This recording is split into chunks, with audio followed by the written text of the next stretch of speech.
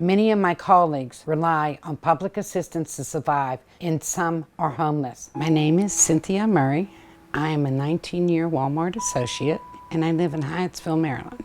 I grew up in Pittsburgh, Pennsylvania. I was a steel worker. I worked in a canteen. Closing of the steel mills killed Pittsburgh. It was devastating. It put a lot of people loss of jobs. So I went to work for Walmart. That's why I came here. One day, a young girl, she came by my desk and she was in tears. I mean, they had broken her. And when I say broken, her spirit was, she quit that day. And she was in tears and she talking about, they're coming for you next.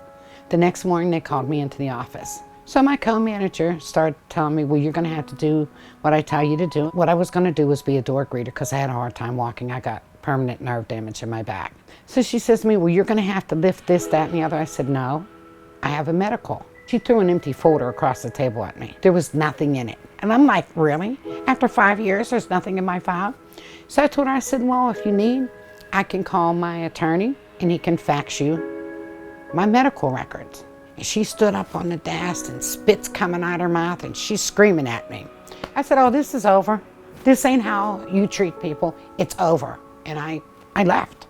That's when I decided I couldn't be silent. Workers need to gather together. They need to say, we won't take this anymore. We need better. One girl came and told me she was crying. It was payday. She said, well, I got to go home and pay my rent today. She said, but I have no groceries to take for my kid. I can't feed my daughter tonight when I go home. The Waltons make $25,000 a minute. Most of their workers do not make that in a year. And that's a shame. They got enough money to live on the rest of their life. But you got workers who can't even afford to buy food at the end of the day. Walmart is the major beneficiary of welfare in America. Many of their employees have to go on Medicaid, food stamps, or subsidized housing. Who do you think pays for the food stamps, Medicaid? You do. That is unacceptable. The Waltons' greed must end. We need people like Bernie Sanders. Bernie has stood for workers across the country, working families. You know, this is the first time that a senator has decided to come with us and stand up and do our board proposal that we have. Join me and Bernie Sanders in demanding that the wealthiest family in America pay all their workers a living wage of $15 an hour. This is the time for the workers right now. It's time for our officials to stand with the people that elected them.